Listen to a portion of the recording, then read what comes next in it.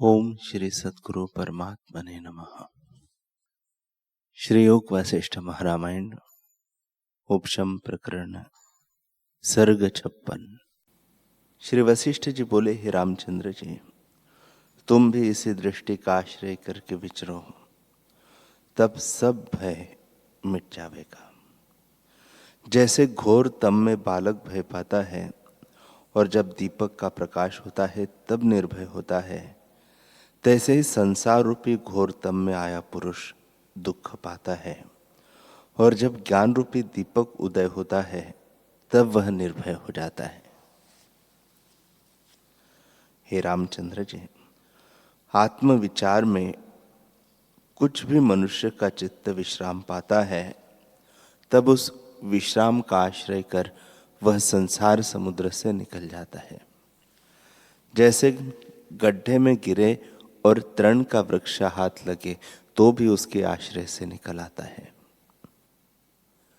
हे रामचंद्र जी, यह पावन दृष्टि मैंने तुमसे कही है, इसको चित्त में विचारो और परस्पर मिलकर उदाहरण के साथ अभ्यास कर नित्य एक समाधि में स्थित हो और पृथ्वी का भूषण होकर तुम लोगों में विचरो। इतना सुनकर राम जी ने पूछा, हे मुनीश्वर, एक समाधि किसको कहते हैं और कैसे होती है, सो कहो, जिसमें मेरा चित्त जो फुरता है सो स्थित हो।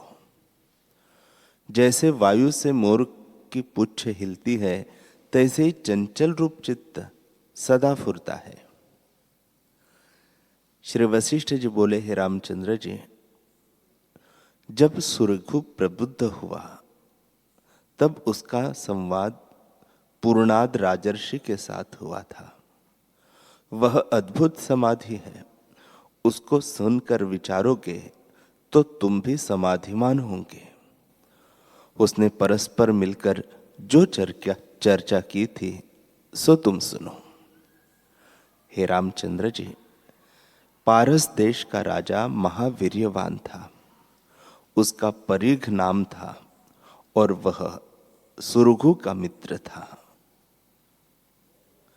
जैसे नंदनवन में कामदेव और वसंत ऋतु का मित्र भाव होता है, तैसे सुरघु और परीघ का मित्र भाव था। एक काल में परीघ के देश में प्रलय काल बिना प्रलय काल के नई समय हुआ और उससे सब जीव दुख पाने लगे। निदान प्रजा की पाप बुद्धि का फल आन लगा और महा दुर्भिक्ष पड़ा। कोई क्षुधा से मृतक हुए, कोई अग्नि से जल मरे और बहुतरे झगड़ा करते मृतक हुए। प्रजा बहुत दुख को प्राप्त हुई, पर राजा को कुछ दुख प्राप्त न हुआ। जब प्रजा ने बहुत दुख पाया और राजा ने प्रजा को दुखी देखा, पर प्रजा का दुख निवृत्त न कर सका, तो प्रजा अपने अपने कुटुंब को त्याग कर चली गई। जैसे वन में अग्नि लगने से पक्षी त्याग जाते हैं। तब राजा एक पहाड़ की कंदरा में तप करने लगा और ऐसा तप करने लगा जैसा कि जिनेंद्र ने किया था। वह उस कंदरा में फल न खाए, केवल सूखे पत्ते लेकर आवे। जैसे अग्नि सूखे पत्ते को भक्षण कर जाती है, उससे उसका नाम प्रणाद हुआ। निदान चित्त की वृत्ति को आत्मपद में लगाकर सहस्त्र वर्ष पर्यंत उसने तप किया। तब अभ्यास के बल से चित्त स्थित हुए से केवल ज्ञान रूप आत्म तत्व हृदय की निर्मलता से प्रकाश आया और तप्तता मिट गई। तब वह राग द्वेष से रहित हो निष्क्रिय आत्मदर्शी जीवन मुक्त होकर विचरने लगा। जैसे सरोवरों में कमलों के निकट भंवरा हंसों के साथ जा मिलता है, तैसे ही सिद्धों के साथ राजा जा मिले। ऐसे फिरता फिरता वह क्रांत देश में सुरखु के स्थानों को गया। सुरघु पूर्व मित्र को देखकर उठ खड़ा हुआ और परस्पर कंठ लगा के मिले। फिर परस्पर भाव करके एक आसन पर चंद्रमा और सूर्य के समान दोनों बैठ गए और आपस में कुशल पूछने लगे। प्रथम परीख बोला, हे मित्र, तेरे दर्शन से जैसे कोई चंद्रमा के मंडल में जा आनंदवान हो, तैसे ही मैं आनंदवान हुआ हूं। बहुत काल का जो वियोग होता है तो बहुत प्रीति बढ़ती है। जैसे वृक्ष को ऊपर कांटे से बढ़ता है, तैसे ही प्रीति बढ़ती है। हे साधो, अब मैं भी ज्ञानवान हुआ और तू भी मांडव्य मुनि और आत्मा के प्रसाद से ज्ञान को प्राप्त हुआ है। हे राजन, मेरा अभीष्ट प्रश्न यह है कि तू अब दुखों से मुक्त होकर विश्राम को प्राप्त हुआ है। आत्मपद पाने की बढ़ाई मेरु आदि से भी ऊंची है, उसको तू प्राप्त हुआ है और परम कल्याणवान आत्मारामी हुआ है। तुम राग द्वेष मल से रहित हुए हो। जैसे शरतकाल का आकाश निर्मल होता है और सब कार्यों को करते भी समभाव में रहते हो। आधि व्याधि ताप तुम्हारे दूर हुए हैं। तुम्हारी प्रजा भी विगत ज्वर हुई है और धन राज्य और माल में भी कुशल है। जैसे चंद्रमा की किरणें शीतलता फैलाती है, तैसे ही तुम्हारा यश दशों दिशाओं में फैल रहा है और तुम्हारा यश ग्रामवासी क्षेत्रों में लड़कियां गाती है। हे राजन, तुम्हारे प्रजा, नौकर, पुत्र और कलत्र सब आधि व्याधि से रहित हुए हैं। विषय पदार्थ आपात रमणीय है, उसमें अब तुम्हारी प्रीति नहीं है और तृष्णा रूपी सर्पिणी तुमको अब तो नहीं डसती। हे राजन, तुम्हारी हमारी मित्रता हुई थी।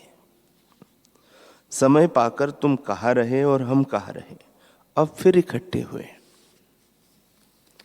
बड़ा आश्चर्य है, ईश्वर की नीति जानी नहीं जाती।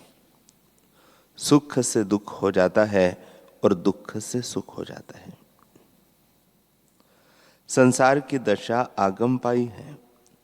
संयोग का वियोग होता है और वियोग का संयोग होता है। तैसे ही तुम्हारा हमारा भी संयोग का वियोग हो गया था और अब फिर वियोग का संयोग हुआ है। बड़ा आश्चर्य है, ईश्वर की नीति अद्भुत रूप है। सुरघु बोले, हे देव, परमात्मा देव की नीति जान नहीं सकते। वह महागंभीर विस्मय को देने वाली और दुर्ज्ञात है। तुम्हारा हमारा वियोग हुआ तब दूर से दूर जा पड़े। तुम कहाँ थे और हम कहाँ थे, अब फिर इकट्ठे हुए हैं। देव की नीति आश्चर्य रूप है। तुमने जो मुझसे कुछ कुशल पूछी, सो तुम्हारा आना ही पुण्य है। उससे मैं परम पावन हुआ हूं और तुम्हारे दर्शन से सब पाप नष्ट हो जाते हैं।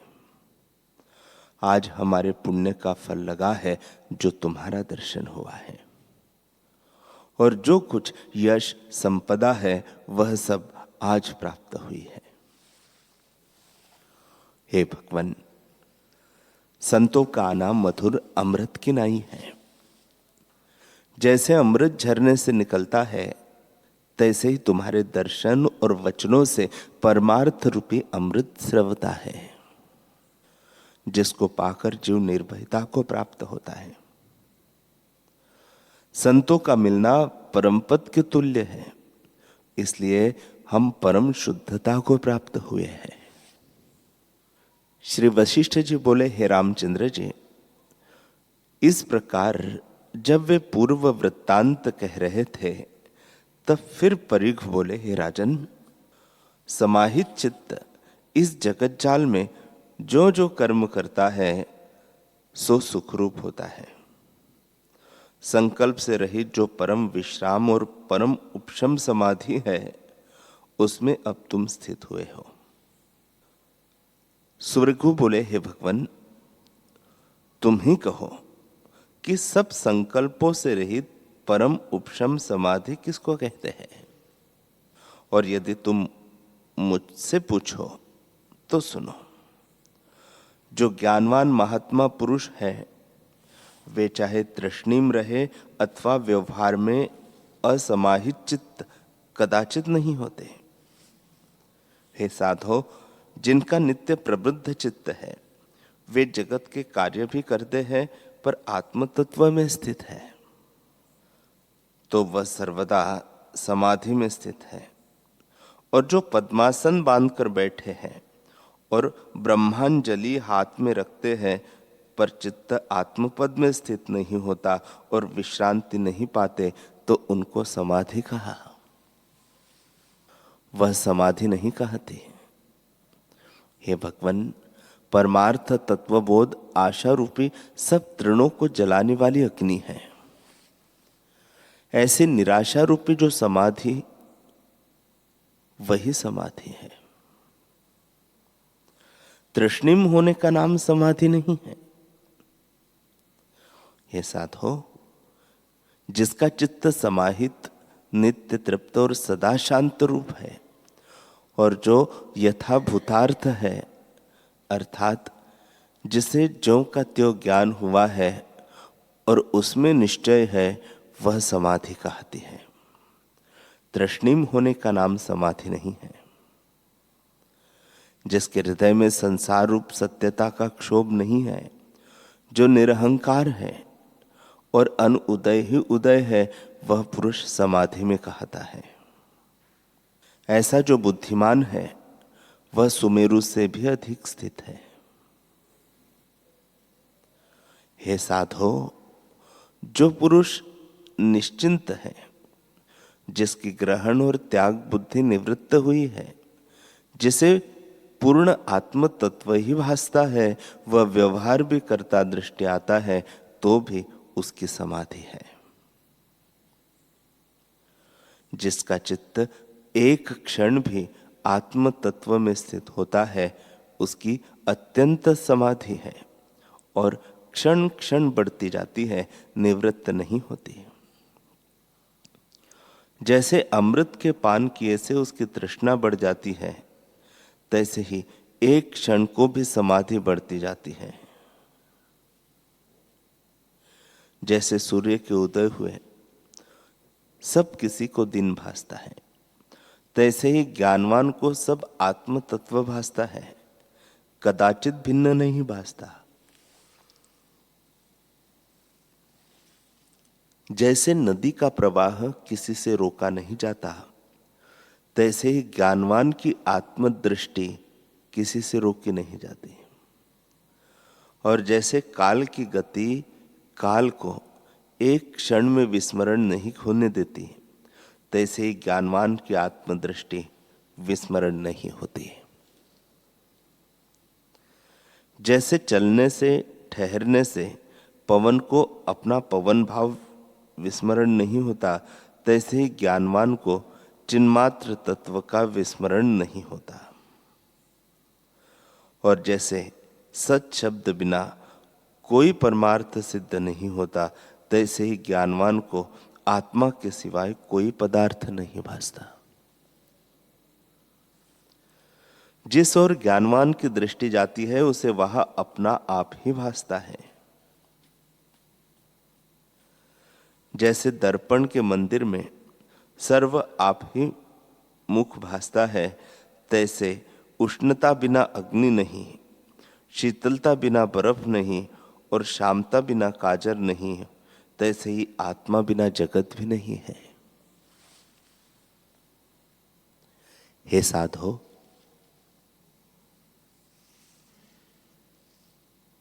जिसको आत्मा से भिन्न पदार्थ कोई नहीं भासता, उसको उत्थान कैसे हो?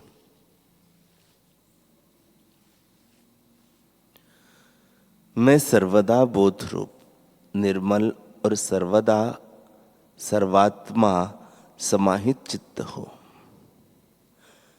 इससे उत्थान मुझको कदाचित नहीं होगा। आत्मा से भिन्न मुझको कोई नहीं भासता, सब प्रकार आत्म तत्व ही मुझको भासता है। हे साधो, आत्म तत्व सर्वदा जानने योग्य है।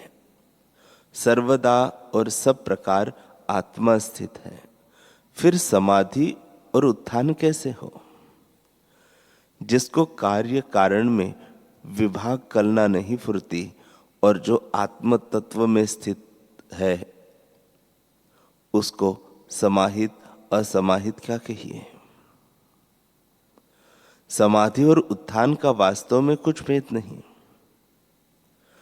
आत्म तत्व सदा अपने आप में स्थित है, द्वैत भेद कुछ नहीं, तो समाहित असमाहित क्या कहिए? सुरखु बोले, हे राजन, निश्चय करके अब तुम जागे हो और परमपद को प्राप्त हुए हो। तुम्हारा अंतःकरण पूर्ण मासिका के चंद्रमावत शीतल हुआ है और परम शोभा से तुम्हारा मुख शोभित हुआ और तुम ब्रह्म लक्ष्मी संपन्न और परमानंद से पूर्ण हुए हो। तुम्हारा हृदय कमल शीतल और स्निग्ध विराजमान है और निर्मल तुम्हारी विस्तृत गंभीरता मुझको प्रकट भासती है। निर्मल शरतकाल के आकाशवत तुम्हारा हृदय भासता है और अहंकार रूपी मेघ तुम्हारा नष्ट हुआ है। हे राजन, अब तुमको सर्वत्र स्वस्थ और सर्वस्था संतुष्ट है और किसी में राग द्वेष भी नहीं। तुम वितराग होकर विराजे हो। सार असार को तुमने भली प्रकार जाना है और उसे जानकर असार संसार रूपी समुद्र से पार हुए हैं और महाबोधवान को तुमने ज्यों का त्यों जानकर अखंड में स्थिति पाई है। भाव भाव पदार्थ दोनों तुम जानते हो। तुम जगत के सम असम पदार्थों से युक्त हो और तुम्हारा आशय भी पवित्र है। तुम्हें मुदिता प्राप्त हुई है। इष्ट अनिष्ट ग्रहण त्याग तुम्हारा निवृत्त हुआ है। राग द्वेष और तृष्णा रूपी बादलों से रहित निर्मल आकाशवत तुम शोभते हो और अपने आप से तृप्त हुए हो। कुछ इच्छा तुमको नहीं। सुरखु बोले, हे मुनीश्वर,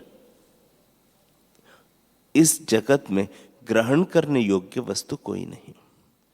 जो कुछ दृश्य पदार्थ है वे सब अभ्यास रूप है, तो ग्रहण किसको कीजिए? जो कुछ दृश्य पदार्थ है वे सब आभास रूप है, तो ग्रहण किसको कीजिए? और जो कहिए कि ग्रहण करने योग्य नहीं, इससे त्याग करिए, तो आभास रूप पदार्थों का त्याग क्या कीजिए और ग्रहण क्या कीजिए? क्योंकि है ही नहीं, सब तुच्छ पदार्थ है। जैसे सूर्य की किरणों में जल भासता है, तो उस जलाभास का कौन अंग ग्रहण करिए और कौन अंग त्याग कीजिए, तैसे यह जगत भी है। हे मुनीश्वर, इस जगत के कोई पदार्थ तुच्छ है, कोई अतुच्छ है। जो थोड़े काल में नष्ट हो जाते हैं सो तो तुच्छ है, और चिरकाल पर्यंत रहते हैं वे अतुच्छ है, परंतु दोनों काल से उपजे है। अब मैंने अकाल रूप को देखा है, इससे दोनों तुल्य हो गए हैं, फिर इच्छा किसकी करूं? हे मुनीश्वर, जो पदार्थों को रमणीय जानते हैं वे उनकी इच्छा करते हैं, पर त्रिलोकी में रमणीय पदार्थ कोई नहीं। सब तुच्छ और नाशरूप है और अविचार से जीवों को भासते हैं।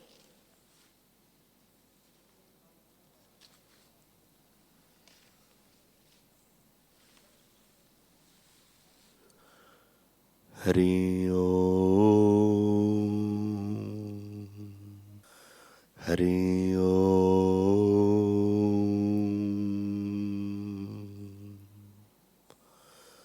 ओम सहना भवतु सहनौ भुनक्तु सह वीर्यं करवावहै तेजस्विनावधीतमस्तु मा विद्विषावहै। ओम शांति शांति शांति। श्री सद्गुरुदेव भगवान की